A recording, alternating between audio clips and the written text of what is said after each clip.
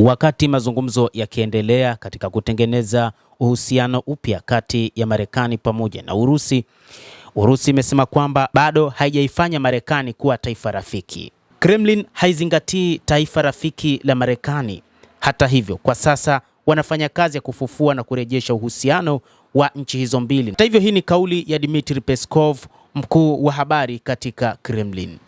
Mitazamo ya kidini ya waziri wa mambo ya nje wa Marekani Marco Rubio haifanyi Marekani kuwa nchi rafiki yenye maadili ya pamoja kwa Urusi.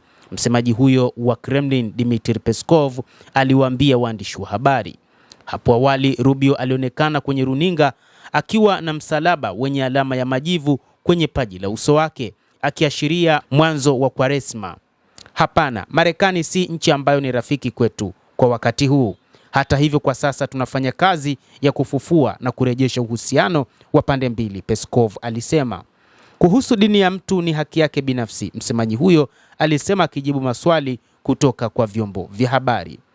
Licha ya siku za hivi karibuni Rais wa Urusi Vladimir Putin kutia saini agizo la kumteua Alexandry Dachev kuwa balozi mpya wa Urusi nchini Marekani. Kulingana na hati hiyo iliyochapishwa kwenye lango la serikali kwa habari za kisheria siku ya Alhamisi, Dachev pia atakuwa mwangalizi wa kudumu wa Moscow katika Jumuiya ya Mataifa ya Amerika OAS. Utawala wa Rais wa Marekani Donald Trump ulikabidhi kwa Urusi barua iliyoidhinishwa na kugombea kwa Dachev kama balozi wakati wa mazungumzo kati ya pande hizo mbili huko Istanbul mwisho mwa Februari. Hata hivyo, mazungumzo hayo yalilenga kurejesha utendaji kazi mzuri wa misheni za kidiplomasia wa nchi hizo mbili, lakini si mazungumzo ya kwamba tayari wamekuwa marafiki. Urusi bado haijafanya maamuzi ya kuiteua Marekani kama nchi rafiki, lakini itakuwa moja kati ya mataifa ambayo wanaenda nayo sawa katika diplomasia.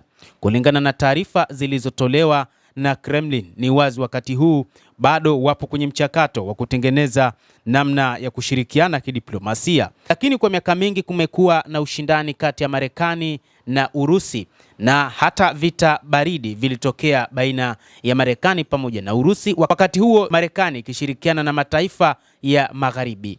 Mtazamaji wa The World News, endelea kutufuatilia na usisahau kulike, usisahau kucomment, lakini pia kusubscribe channel hii. Mimi ni Adam Hussein, endelea kuwa nasi wakati wote.